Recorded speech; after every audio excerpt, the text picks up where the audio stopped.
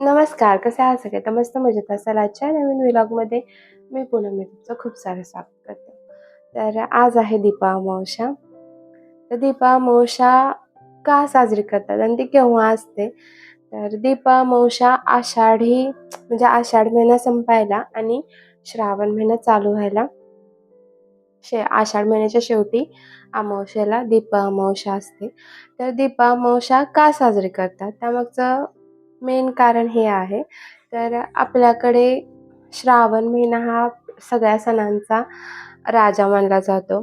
तर सगळ्या महिन्यांचा असं. तर तो चालू होणार आहे आणि आषाढ महिना संपणार आहे. म्हणजे आपल्या घरातील जी काही नकारात्मक शक्ती आहे, ऊर्जा आहे, ती जावी आणि मस्त श्रावण महिन्याची पवित्र अशी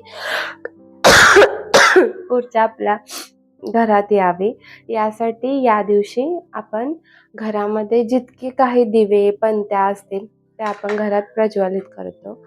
आणि दिवा हे एक सकारात्मकतेचं म्हणजे प्रतीक मानलं जातं. तर त्यासाठीच आज आपण या दिवशी आषाढी अमावस्या दिवशी दीप अमावस्यासुद्धा म्हणतात याला.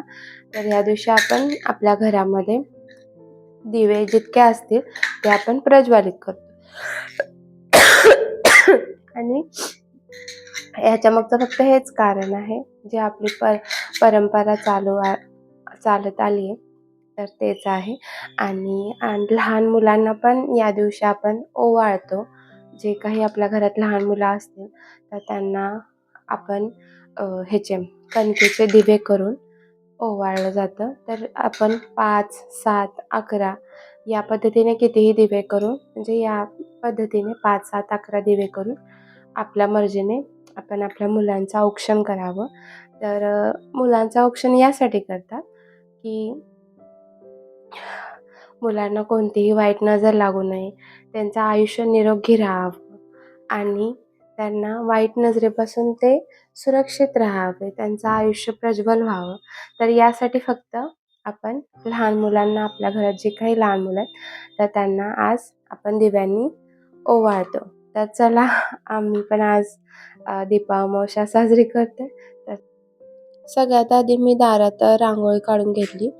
तर मी काय केली, फक्त उंबऱ्यावरच काढली. बाजूला इतका स्पेस नाही आहे, त्यामुळे मी डेली तर फक्त उंबऱ्यावरच रांगोळी काढतो.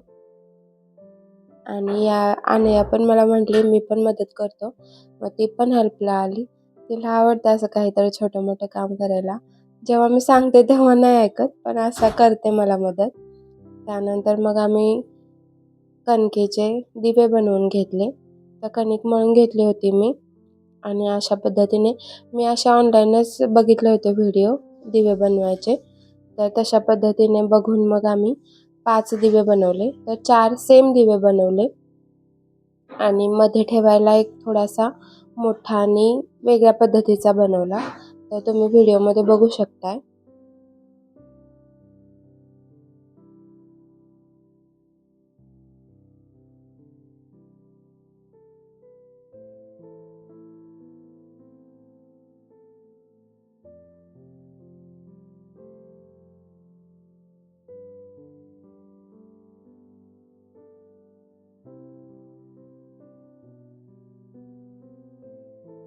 आता आमचे दिवे बनवून झाले. अशा पद्धतीने 5 दिवे बनवले मी.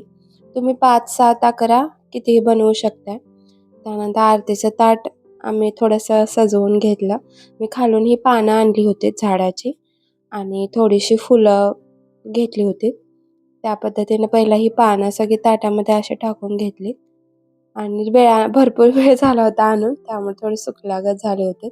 त्यानंतर मग त्यात दिवे सगळे ठेवून घेतले. तर मध्ये मोठा ठेवला आणि बाजूला मग हे छोटे-छोटे बनवले होते ते ठेवून घेतले. तर यामध्ये लुडबुड करतच होती. मग साईडला थोडीशी माझ्याकडे झेंडूची फुलं होती तर ती ठेवून दिली. आणि आता आम्ही पाटावर कापड टाकून, तर तुम्ही लाल टाकू शकता. माझ्याकडे लाल कापड नव्हतं त्यामुळे मी पिवळं कापड टाकलं. आणि बाजूला मग मी रांगोळी काढून घेतली पाटाच्या बाजूला. त्या अनयाला पण रांगोळीचं जास्तच आवड आहे, त्यामुळे तिने भरपूर मला हेल्प केली आज. अनयाला मी रेडी केलं होतं. कारण ती पण लागलेली मला रेडी कर. त्यानंतर मग आम्ही सगळे दिवे लावून घेतले.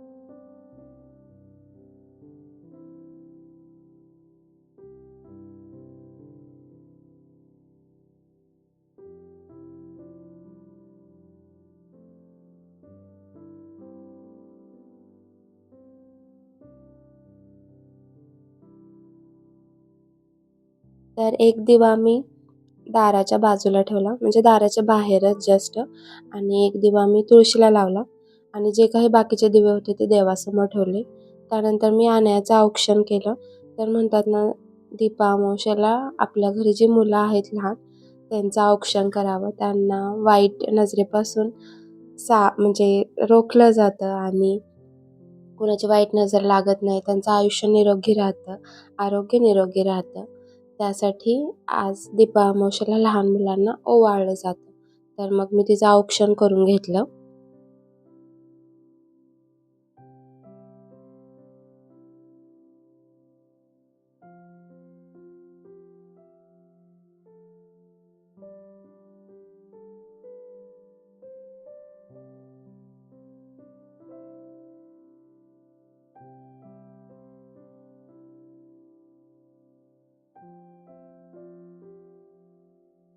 शुभं करोति शुभं करोति कल्याणं कल्याणं आरोग्यं आरोग्यं धनसंपदा धनसंपदा शत्रुबुद्धि शत्रुबुद्धि विनाशाय विनाशाय विनाशाय दीपज्योति दीपज्योति नमोस्तुते.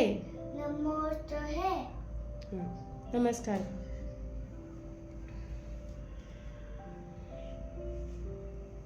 नमस्कार. असं काहीसा होता हा आमचा आजचा दिवस. तर तुम्हाला हा व्लॉग कसा वाटला नक्की सांगा, आणि तुम्हीही दीपामावस्या अशा पद्धतीने केली असेल तर नक्की सांगा. काळजी घ्या सगळे. बाय.